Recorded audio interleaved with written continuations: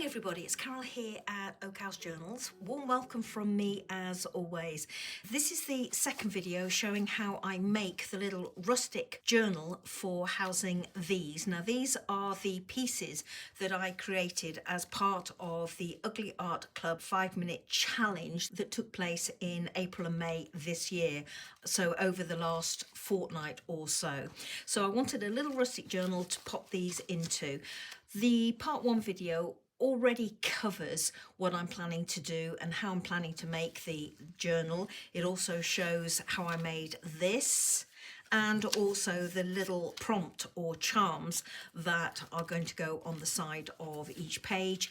And if you want to see how I've done these, please look in my playlist because there's a video on each one of these 14 challenge pieces. So let's get on, and I will today hopefully put together my signatures. I'm going to go into hyperlapse, and if we get on really well with doing these, then I'll start on the cover. So here I'm just roughly marking the size that I need for my signature pages. I've done one, so reinforcing the fold on that one and the second one, and then going in and marking up the second and third double pages.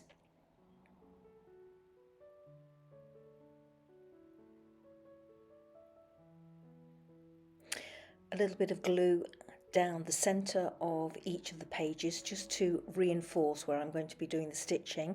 I'm just using plain masking tape here and a little bit of Pritt stick to help it stick.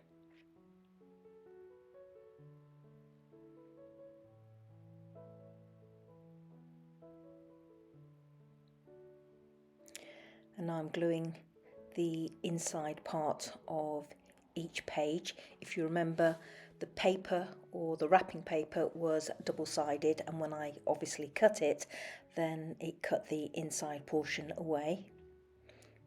So I'm gluing the inside pieces to the piece that I've reinforced down the centre to create quite a solid page really.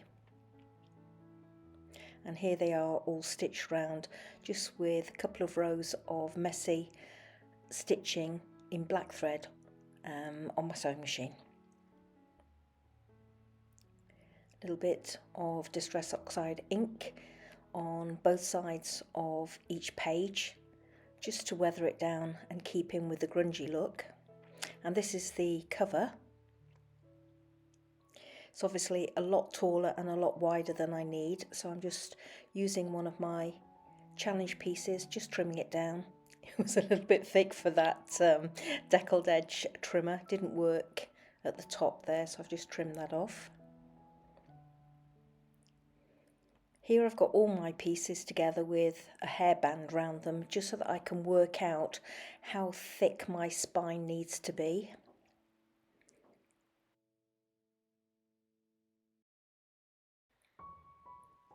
So my cover is all cut to size now, and same as with the pages, I'm just putting some glue down the inside of my cover, down that fold line, and popping over the top of it some wide masking tape. Trimming it to size, as you can see.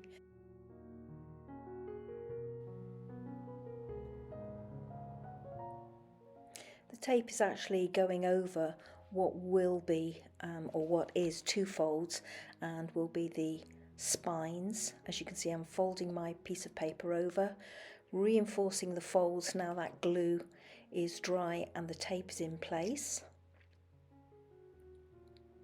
There it is inside. And now I'm gluing my cover together. So I'm going to glue each one of those panels. This is really thick wrapping paper, brown wrapping paper, so I'm putting on a very generous amount of glue here. Folding it over, and whilst you don't actually see it, I give this a really good burnish, and then I leave it for a good while before I attempt any machine stitching on this. Just going over my machine stitching to flatten it down a little bit. reinforcing those folds again, and there we have the cover. So now I've just chosen some vintage French book pages, and I'm just trimming them to size roughly so that they fit inside each of the panels on the cover.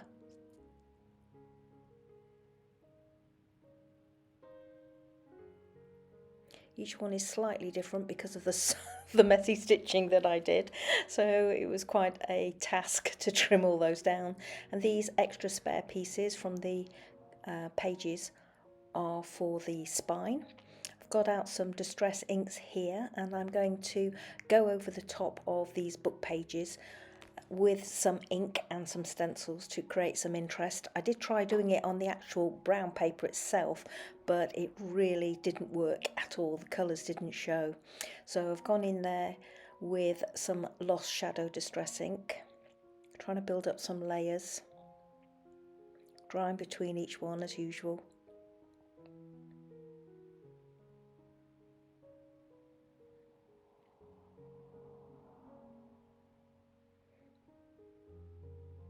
I had 5 of these text panels to do, so it did take a little bit of time.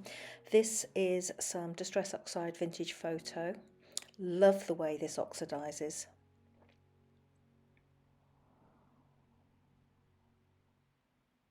So going in with several layers, spritzing between each one. They all came out slightly different. But then that's the joy of playing with Distress Oxide.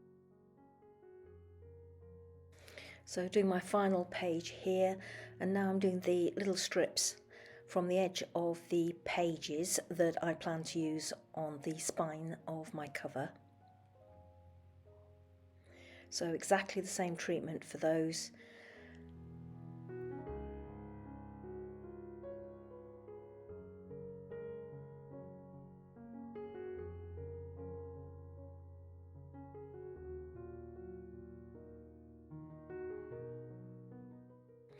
As you can see, I've gone in with some Quin Nickel Azo Gold acrylic paint just to create some splatters on my pieces. So I do it on the text pages and also on the spine pieces.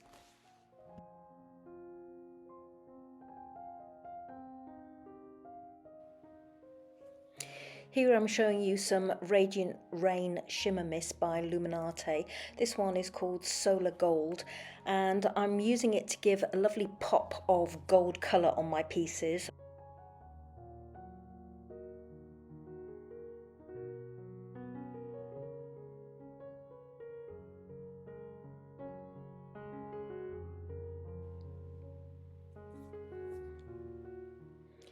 Very quickly here I'm going round each of the pieces with some Distress Oxide Vintage Photo, and similarly the cover.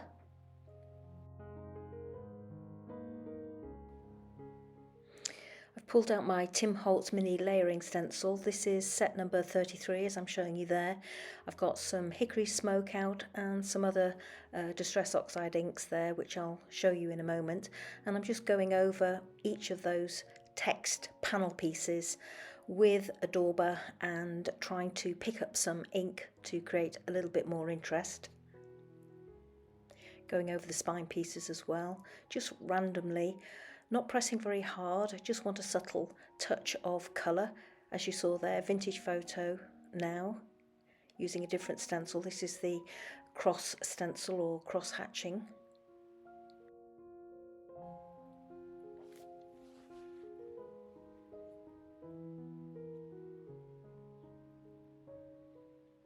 And finally, Distress Oxide Peel Paint. Love this colour. I've chosen this one because there is some green in the sari silk that I'll be using for the closure, and also on the focal piece that I created for the front cover. Both of those have a pop of green, so I wanted to take that colour through onto the pieces that I create for the actual journal cover itself. As you can see, I'm also adding a bit to the front focal piece, and here I'm backing that front focal piece onto a little bit of vintage French English dictionary paper because it's slightly smaller than the inside panel of the front cover, so I wanted to extend it a little bit. And here you can see I'm just ripping away any excess. And now I'm going to glue my finished panels in place onto the actual cover itself.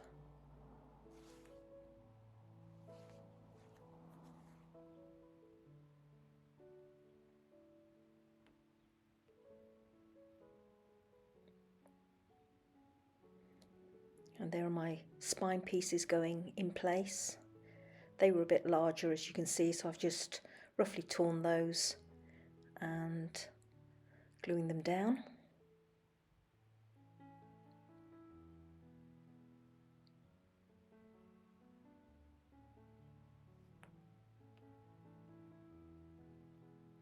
So that's the outside cover done.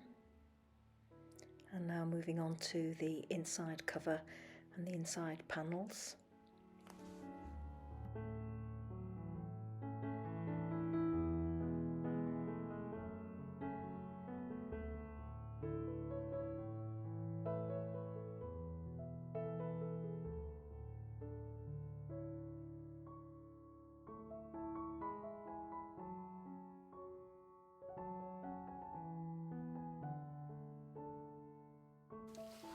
So I'm just going to pause the hyperlapse and the voiceover now, everybody. This is where I've got to with the cover, as you can see. I've not put this on the front as yet because I need to put my sari silk underneath it, and if I just open it up like this, these are my pieces inside, which obviously need to get attached to my pages and then stitched into my cover. But I just thought that I would just give you some close-ups of what the cover looks like now.